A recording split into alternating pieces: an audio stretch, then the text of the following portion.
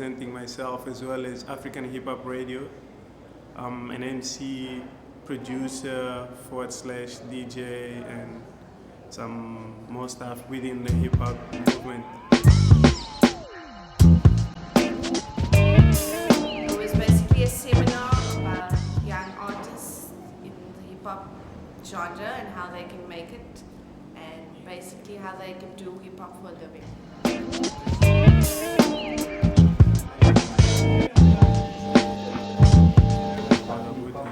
The people that are going to be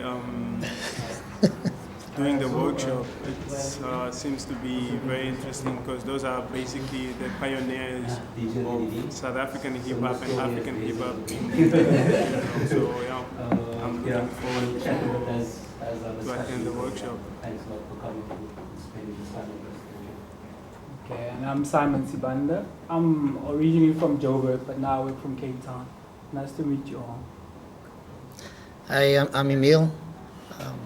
Yeah. And I'm Shamima. I think this is an interesting, it's a fairly historic event. B-boys, MCs, etc. have often come together, rap artists have come together to talk about the politics of hip hop. But I think this is probably the first time people get together to talk about the business of hip hop.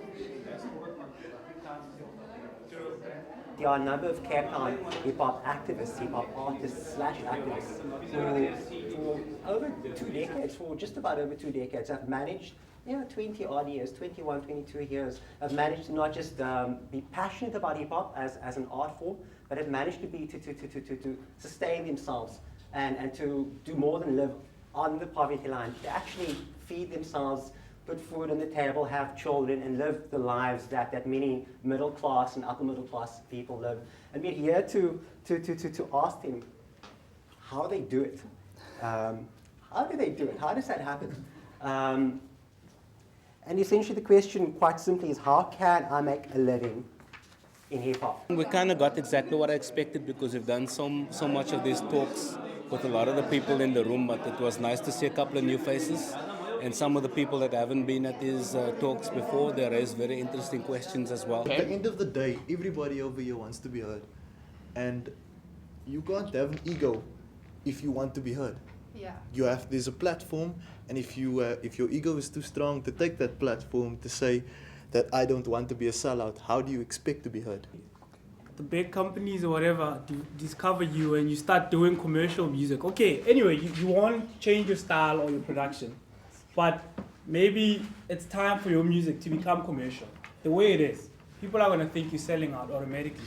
Not everybody might have the same approach. Yes, hard work is hard work, but how do you do your hard work? What is your formula, And at the same time also, businesses or business minds, sponsors are sponsors. They're not the artists for a reason. So if you are good at being both artist and the person who sources your funding or whatever, or business mind at the same time, then, are you able to pave and be a pioneer in what you do? Because not too long ago, hip-hop wasn't popular. But now you turn on the TV, it's everywhere. You turn on the radio, it's there. How did that happen? There's a dilemma, and I want to throw this challenge out all around the world.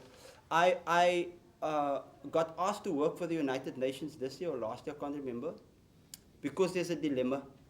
In urban areas, young people are the biggest growing market all around the world, and they don't know what to do with them. Who's reaching them? Hip-hop artists. I think that's an opportunity. And it's not just here, it's all over the world. I didn't expect this whole lot of information about people in the industry who's in there and giving us the information as artists, bringing out our stuff. So I really enjoyed it and appreciated it.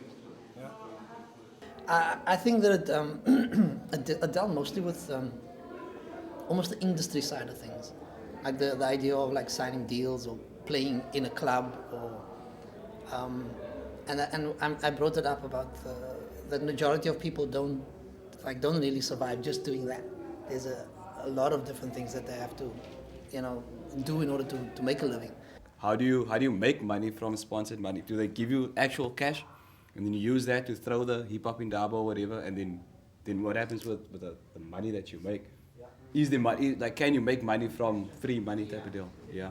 And then if I could just pose the other question, and then I just wanted to know, like, I DJ myself and stuff, so I just want to know, how do I know what to charge a club? Like, you know what I mean? Like, I don't want to compare myself to Ready D's and the Azuls and things like that. But like in my terms, I also feel that yeah, okay, it's you. So, you know, like how do I know? With applying for funds, sometimes, like say you apply for 150,000, the company comes in, they give you 50,000. They give it specifically for one section of what you asked for. Very seldom that they will give you all the money. This is just how it works. It's like, or actually never. They'll never give you all the money. So then you have to stick to the guidelines of what they're expecting from you. So this must be community, you know. So you guys touched on a lot of things. I just want to add to it, there's so many I want to say. I'm almost done. Yeah, so for me personally, man, I had to experience a lot of stuff. There's a whole lot of challenges, and I'm gonna raise the fact that I'm a woman. There's even harder challenges. If you looked at our panel today, there was one sister on there, you know, one woman. And it's difficult. There's not heavy platforms for us. There's not heavy doorways for us, you know, so we have to connect with the brothers and we have to really stand extra hard our ground sometimes. For us is to summarize where the work ended up tonight, and to start planning around our, you know, the more consistent training at a higher level, to constantly engage in this community. What I find frustrating is that there's no consistency. You get one gig and then 6 months later, even 2 years later, you get something connected to that. For us, the next step is to build a consistent framework, training, interaction, dialogue, and develop a community that is dynamic and can, through meeting regularly, building relationships, find and latch onto people that can start taking them forward in their own thinking, in their own development, in their own aspirations. And this starting point has to be a consistent platform of training and interaction.